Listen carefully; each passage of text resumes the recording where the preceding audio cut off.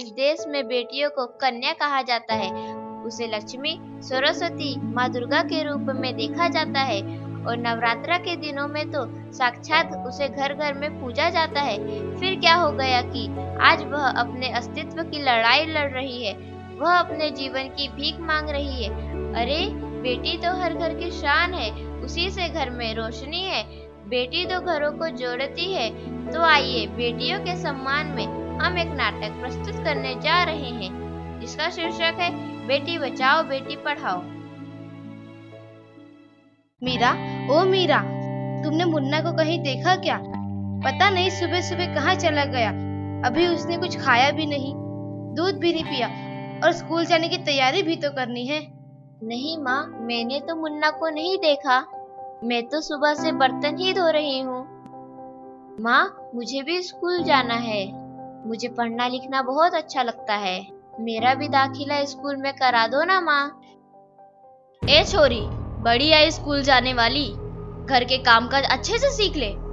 आगे चलकर यही तेरे काम आने वाले हैं। पढ़ लिख कर कौन सा तुझको कलेक्टर बनना है? जल्दी जल्दी बर्तन साफ कर। माँ जी, मीरा को भी स्कूल में दाखिला दिला दीजिए ना, उसे भी पढ़ना लिखना जरूरी है। तू चुप कर। पढ़ना लिखना ये तो केवल लड़कों का काम है। उन्हें आगे चलकर घर गृहस्थी की जिम्मेदारी जो संभालनी होती है।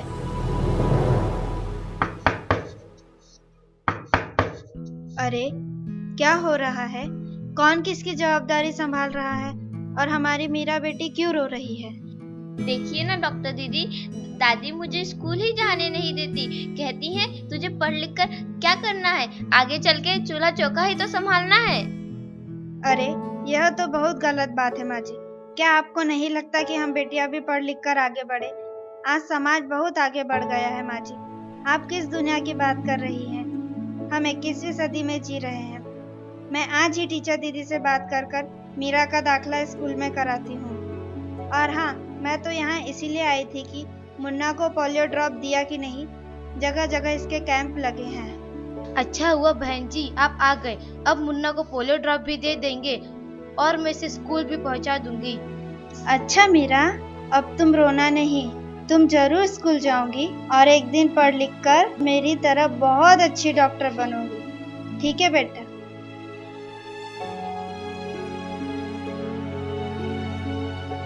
बहू, जरा एक गिलास पानी तो लाना। अभी लाई बाबूजी। ये लीजिए बाबूजी। अरे ये देखो, अखबार में प्यारी बेटी के बारे में कितनी सुंदर कविता आई है। आओ मैं तुम्हें यह कविता पढ़कर सुनाता हूँ। कहती बेटी बाह पसार, मुझे चाहिए प्यार दुलार। बेटी की अनदेखी क्यों करता है निष्ठुर संसार।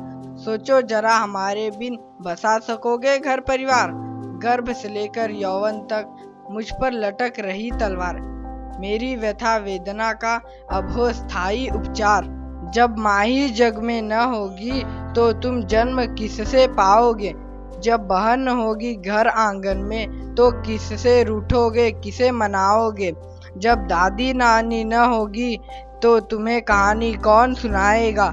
जब कोई स्वप्न सुंदरी ही न होगी तो तुम किससे ब्याह रचाओगे। जब घर में बेटी ही न होगी तो तुम किस पर लाड लुटाओगे। जिस दुनिया में स्त्री ही न होगी उस दुनिया में कैसे रह पाओगे। जब तेरे घर में बहू ही न होगी तो कैसे वंश आगे बढ़ाओगे। नारी के बिन जग सूना है, तुम ये बात कब समझ पाओगे। हाँ तो भाग्यवान, कैसी लगी यह कविता? है ना मजेदार? काहे की मजेदार कविता, मुझे नहीं आई पसंद। अरे कोई घर में है क्या? आइए आइए टीचर दीदी, हम आप ही का इंतजार कर रहे थे। हाँ, जरा मैं कुछ दिनों के लिए बाहर चली गई थी, इसलिए यहाँ नहीं आ पाई। डॉक्टर बहन जी कह रही थी आपने मीरा का अभी तक दाखिला नहीं कराया।